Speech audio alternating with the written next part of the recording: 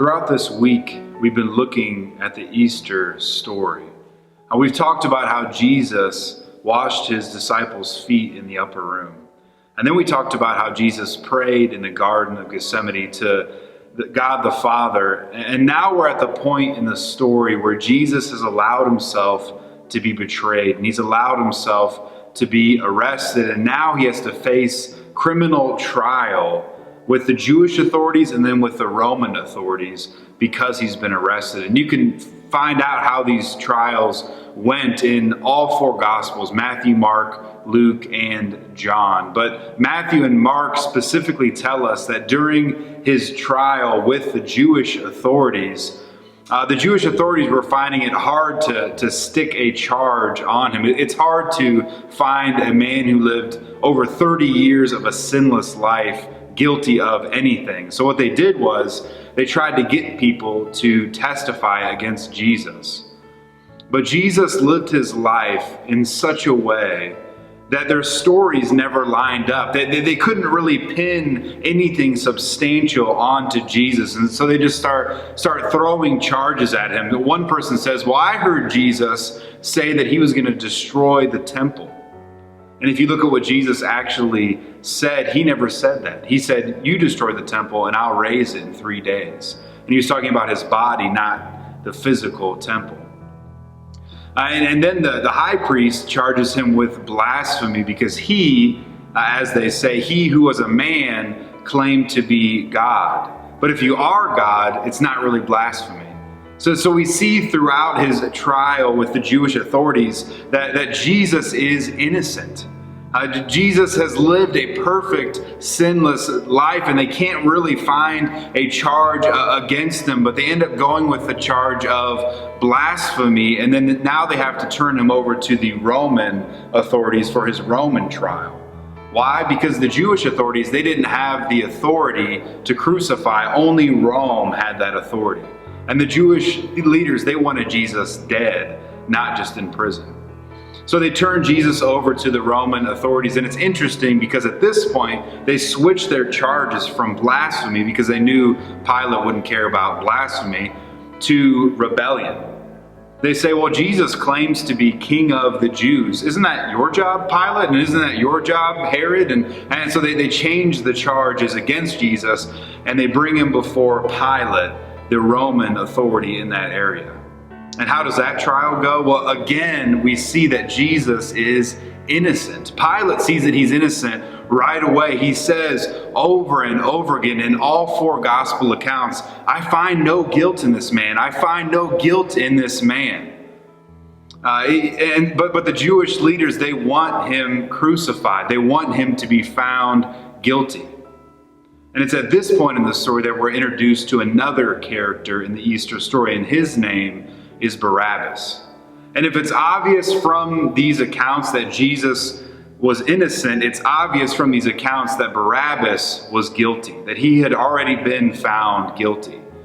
The Bible describes Barabbas as a robber, as a notorious prisoner, as someone who was involved in a rebellion and in a murder associated with that rebellion. So it's obvious that Barabbas is guilty and that Jesus is innocent. So what's Pilate going to do? Well, Pilate had started a tradition with the Jewish people because he wanted the Jewish people to like him, where every year he would release a prisoner of their choosing. So Pilate decides to make them choose. He knows Barabbas is guilty and he knows Jesus is innocent, and he tells them, you choose. Who do you want me to release? And as you know, they say, free Barabbas and crucify Jesus. And so Jesus, the perfect, sinless, spotless man, he goes away to be beaten and then eventually crucified, while Barabbas goes free. Now, what does this story have to do with you and have to do with me? Where are we in this story? Well, if you haven't figured it out yet, we are Barabbas. Every single one of us.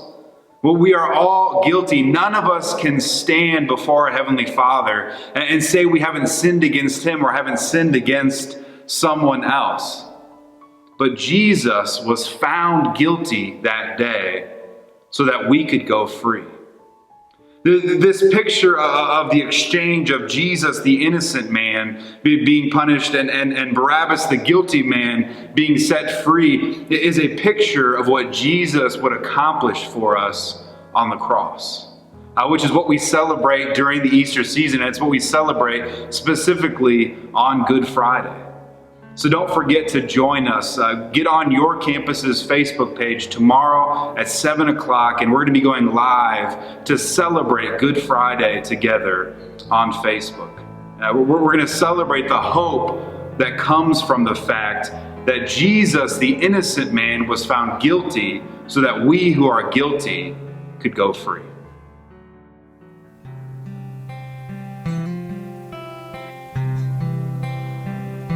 How great the chasm that lay between us, how high the mountain I could not climb. In desperation I turned to heaven and spoke your name into the night. Then through the darkness your loving kindness tore through the shadows of my soul. The work is finished, the end is written. Jesus Christ, my living hope. Who could imagine so great a mercy? What heart could fathom such boundless grace? The God of ages stepped down from glory to wear my sin and bear my shame. The cross has spoken, I am forgiven.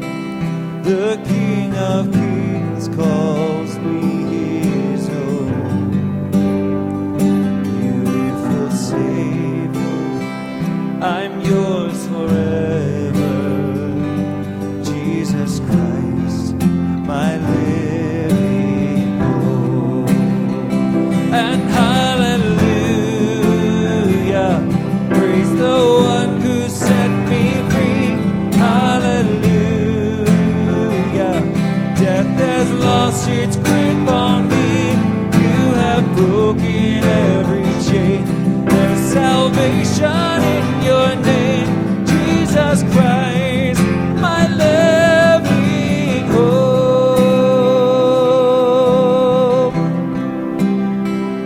Then came the morning that sealed the promise.